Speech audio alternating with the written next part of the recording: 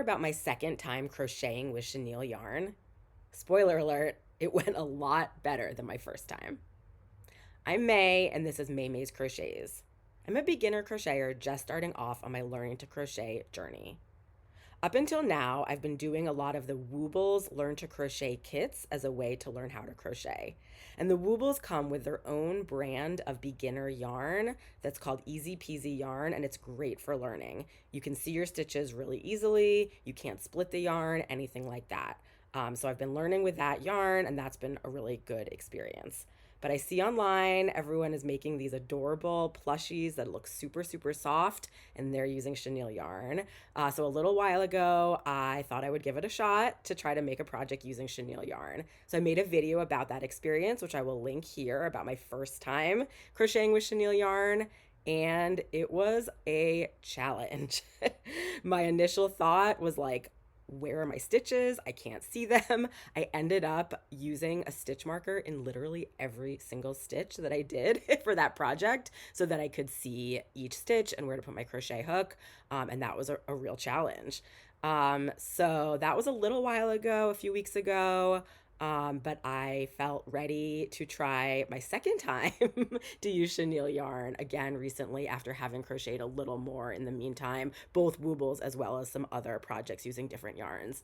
And so today I want to tell you about my second time using chenille yarn. And let me tell you, it went a lot better. Let me show you the project that I came up with. So it was a crayon. I found a great crayon pattern online. And here is my crayon.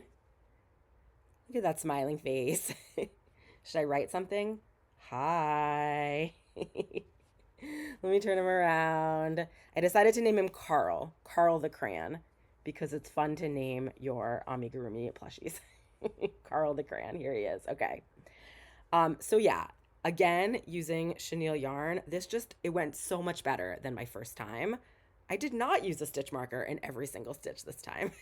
I did my regular thing that I do usually, which is I had a stitch marker in the first stitch of the round, and that was the only stitch marker I used, and I moved it every round, just like I've done with all my other projects. So that was really cool. Like right from the beginning, I think I just felt more like confident, I guess. I could, even though it was still hard to see the stitches, I had just like a better sense of where to put the crochet hook. I guess it's just from like a few more weeks of crocheting that I kind of am starting to get a feel for like how big the stitch is in comparison to the whole project, to the round, and like knowing exactly where to put my hook. I just sort of like I had a much better feel for it. And I did sort of like poke around a little bit with my hook sometimes to try to see like and make sure I was going through like both strands of the V, and not just one. I'm not sure that I got it 100% perfect every time. I think maybe I found a couple, like maybe small holes in here, either like on an increase or decrease in particular. But like chenille yarn is very forgiving and it kind of fills up any gaps really nicely. So it went really well. I did use a stitch counter all the way through. I did like kind of double check every time, like the count. I did feel like it was still a challenge to sort of be able to recount the number of stitches that I had in a round as I was going, which like for the example, the Woobles Easy Peasy yarn, it's really easy to see each little V. And so I could sort of maybe not pay super close attention or maybe not even use a stitch counter and then be able to like very easily count up the stitches in the round versus for this project it was a lot harder to really differentiate each little V, and so I was careful to use the stitch counter all the way through. So that's I guess another place that I can kind of work on for the future, and being able to do a little more like mindless crochet. I did have to kind of use a stitch counter and be pretty paying close attention. But yeah, it was overall like a really, really good experience this time. Less stressful than last time. The yarn itself is just, it's so soft. It's just such a nice, like, experience to crochet using it. It just feels so smooth, like, in my hands. And I love that. I can definitely see myself using this yarn a lot more in the future. The crayon pattern I thought was perfect for this. It's really, really cute, but also it's a lot of not too complicated and it's a lot of rounds and none of them get too gigantic. It's a lot of, I think it was 24 stitches around, kind of all the way up here, like a lot of just rounds of 24, like single crochet. You know, we've got increases and decreases, but it wasn't anything crazy like making animals that have like really big bodies where you're going up way higher number of stitches, anything like that. So this was a really good project for this, and I think I'm looking forward to maybe trying this same project with maybe some different types of chenille yarns, or different types of yarns in general, just to see what that's like. Um, a couple small notes on the pattern. So we have some color changes, right? 3 colors total. We have a light color, a dark color, and then a black for sort of that wrapper part of the crayon, which is cute. I used like the standard color change that I guess learned from just the Woobles, and it seems to be the standard way that people do color changes, and it ends up with this really big jog or jump, so you can see like the big sort of change when you're making the color change between rounds. So it kind of doesn't look super great in the end.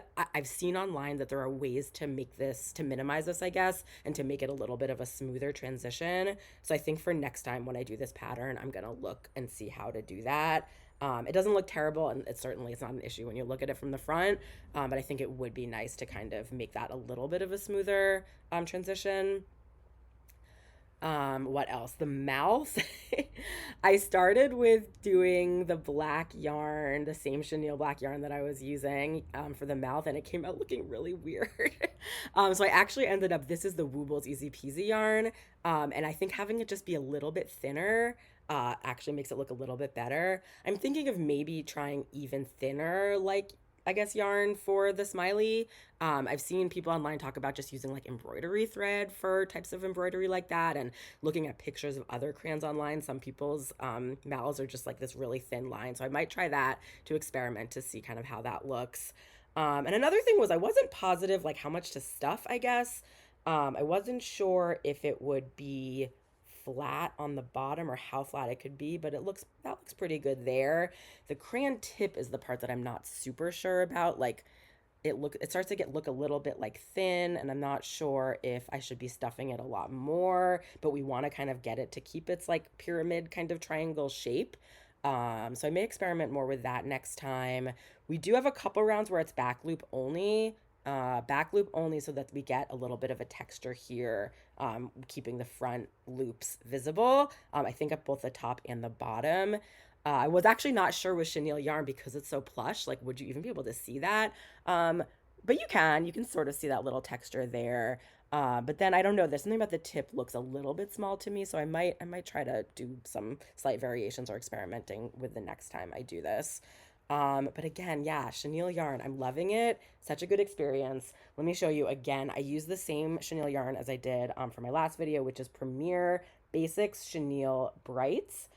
This yarn is great. I had done some research around it, and I had no issues really with shedding, maybe just like a little bit here and there. I had no problems doing the magic ring and being able to pull it. No issues with, like, I've heard people talk about pulling and having the yarn literally break. Had no issues with that. So I do want to experiment with some other chenille yarns. But for now, I'm loving this one. This was a great one to start with. And I definitely will keep using this one in the future. Premier Basics Chenille Brights. So here he is, Carl the Crayon. Attempt number 2 at using chenille yarn that went a lot better than my first attempt. And yeah, stay tuned for future videos where I maybe make this same crayon pattern but using different types of yarns, different types of chenille yarns in particular. So yeah, thank you so much for keeping me company, and I'll see you next time. Bye.